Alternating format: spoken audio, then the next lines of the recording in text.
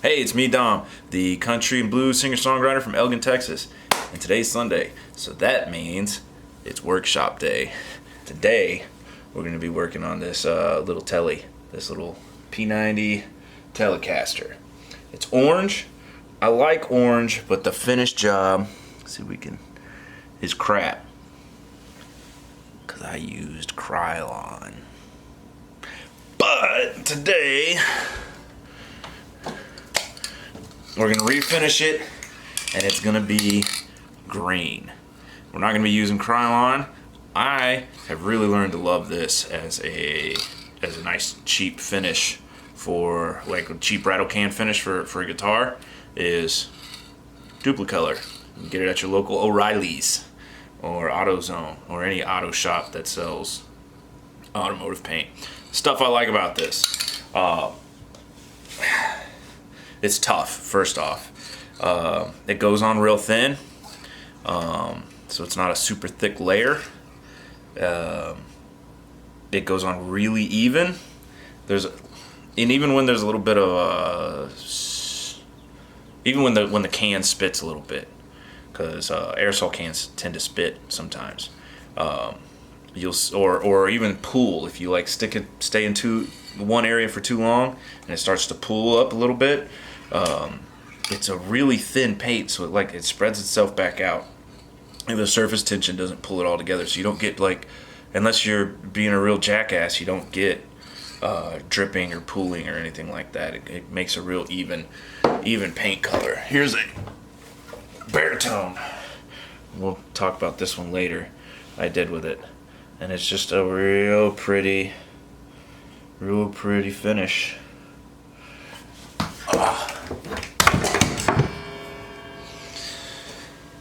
That was a microphone. That was an expensive microphone. Alright. So, first things first, let's go out to the workshop, tear this bad boy apart. Alright, this is Overdub Dom talking to you. And we're going to fast forward through all this because it took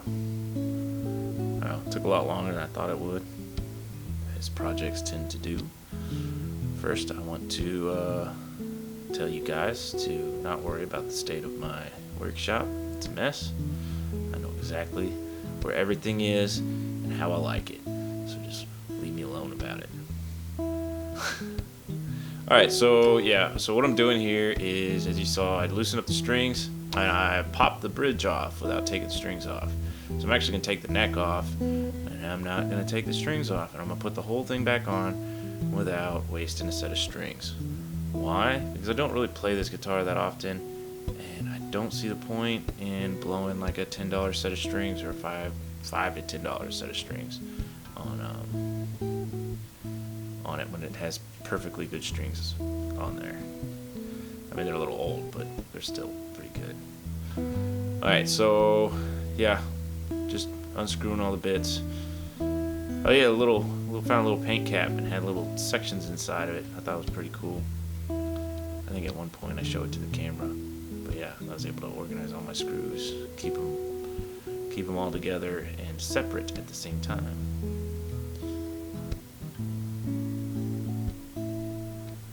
That little screwdriver I'm using is a ratchet screwdriver. It's pretty cool. It's super handy, super old, but super handy.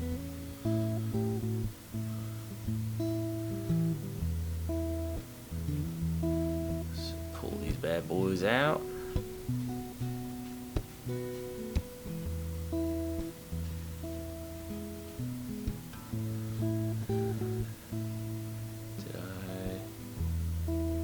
Oh yeah.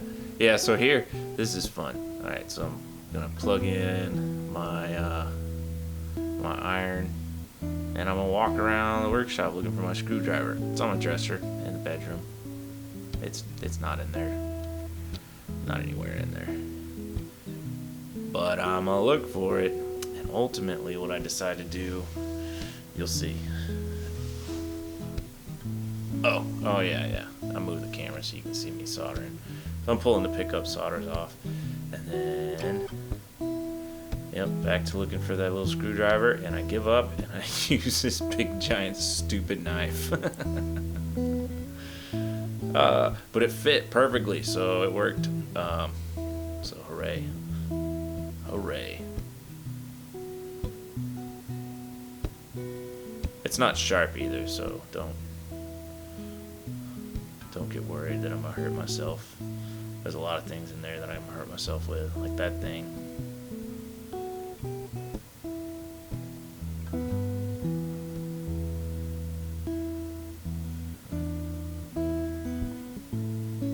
Got everything pulled out. Oh yeah, there's me showing you the cup.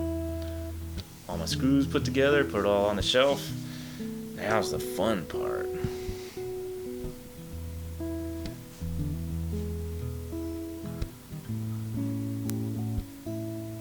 Gonna be getting ready to sand it. So one of the things I want to try and do is there's a distressing pattern or a distressing technique that that Novo Guitars uses to really accentuate the grain of the wood before they paint it. So they do that, and then they treat it down, and so you end up with this like distressed kind of look. It's something I really dig it, but they won't say how they do it. But distressing wood really isn't that hard. You're essentially how do you say it? Essentially what you're doing is you're taking away the softer wood and leaving the harder rings behind, so you end up with like a wavier pattern that really makes the grain pop. And then when you spray paint it, especially with the automotive paint, it kind of accents that a little bit, if you will. Anyways, so how we're gonna do this is first I gotta strip this booger down. As you can see, it does have beautiful grain. You can kind of see it in here, and that's simply because the paint I just used a really thin coat, and I used Krylon. That's why it's so spotty. Some areas you can see it pulled up real high, and some areas you can see where it just soaked in real bad. There's no base coat on this or nothing, so it was just, as you can see on the edges here, really bad. So let's sand it down, and then I'm going to use a wire brush to get all the softer wood. Now this is Texas cedar. This is all heartwood. This is a Texas cedar, all heartwood. So there's not a lot of softwood, but there's still a grain pattern, and so it's still going to accentuate the grain pattern. So let's do it. All right. Here's the sanding part. Maybe I should have made this part faster. Too late now. Hit it with the orbital sander. Things were going very slowly. I realized this shit was just getting gunked up.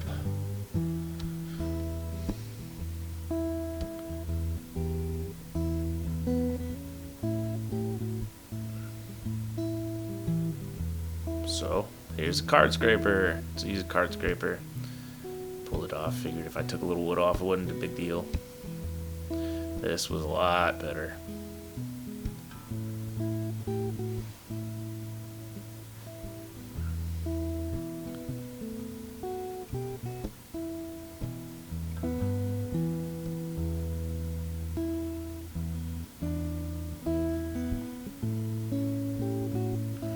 This piece of wood, I think I mentioned it earlier, is a piece of Texas cedar. I got it at a wood mill.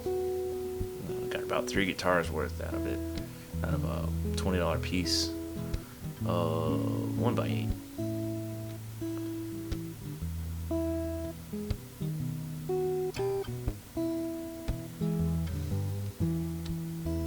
Yep, got new sandpaper. That worked for a little while.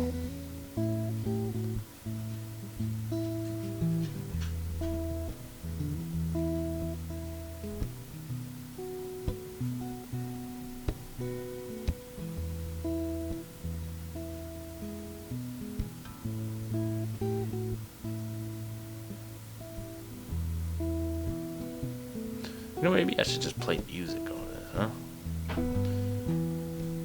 Maybe that's what I'll do. Okay, so yeah, here's a wire brush. Yeah, with the wire brush,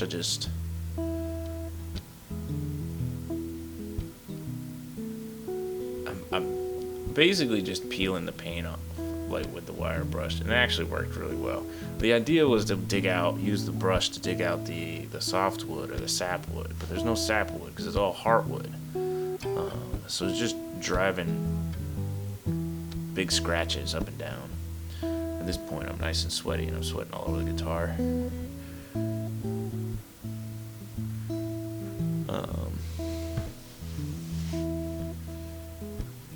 I don't think I filmed the back. I think I just filmed the front. So y'all get saved on that one.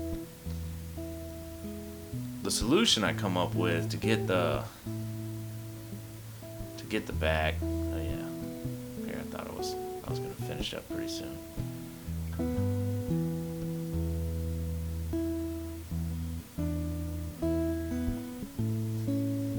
Yeah, my solution for the back was pretty interesting.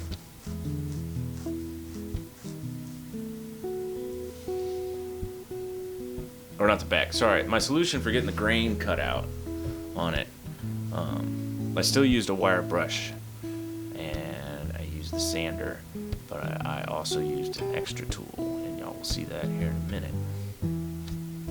I like how this. So I do a lot of my work on my table saw table, because there's just neat ways you can use it to. If you're creative enough, you can use it to clamp your stuff in and get your work done.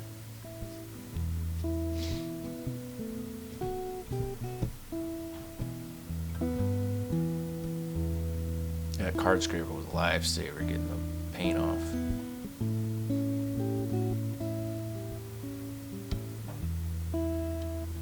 So I should be using the round one, but I don't figure that out for a while.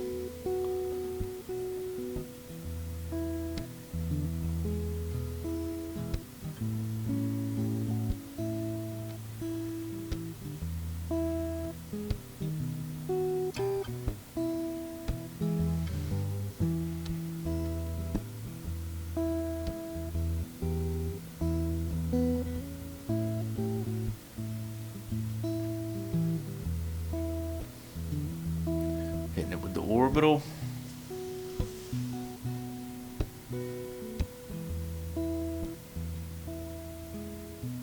Alright, yeah, here we go. So this is how I did it. So this, I just took the little sanding wheel, put it in the drill, and I followed the lines of what looked like the in between the grains, basically. And then once I got that all gored out, I hit it with the other wire brush, which kind of cleaned it up, because that other one was, yeah, it was just eating right into the wood. And then I take the orbital, and instead of putting it flat, I put it at an angle, so I'm only like digging in with the tip of it, and I'm doing the same thing, just following those lines and trying to like level out all the spots. Well, there's a bunch of lines that were cut into it from the wire brush. I think what I could have done is I could have burned it, but I didn't want to, because cedar, the cedar has a tendency to crack when you over dry it too fast. So I didn't want to end up cracking it by overheating it too much. Especially these big chunks like this. With cedar like this, it works real well if you laminate it with either itself or a bunch of other woods, but when you have a big chunk of it, odds are it's gonna crack a little bit.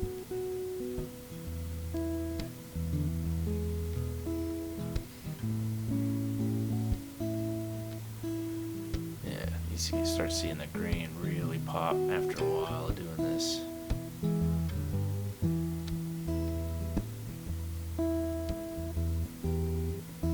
Hitting it with some 220 here.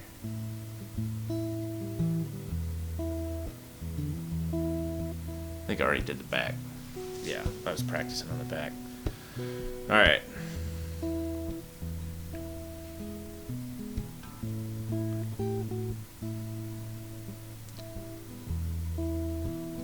Cover up those other guitar projects. Get to painting. Putting on my... Oh, I was just spraying off the excess dust. Getting the white stuff on first. I'm using white as a primer. It's like a Chrysler eggshell or classic white or something. I like this paint so much. It dries so fast. Like by the time I'm done with the front, like the back's ready. I don't know why it dries so fast, but it does. It's like I really don't know a lot about the paint, to be honest. I just know I like it. It's an automotive paint. I imagine it was made to dry fast, just because they don't want you to spray it on your car and then go for a ride and you end up with a bunch of bugs stuck in your one spot, or you sprayed it on. I think I used some of this stuff once to actually fix a scratch, and it was horrible for it, but really good for guitars. I'm trying not to spray also in the direction of the camera, so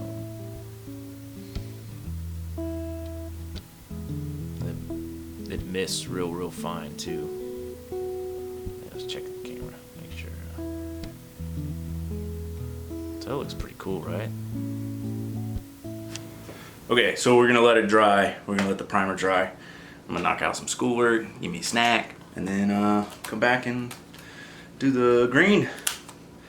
Do the same thing, probably stop, take a snack, and hopefully I get a music video in with the whole thing all together by tonight.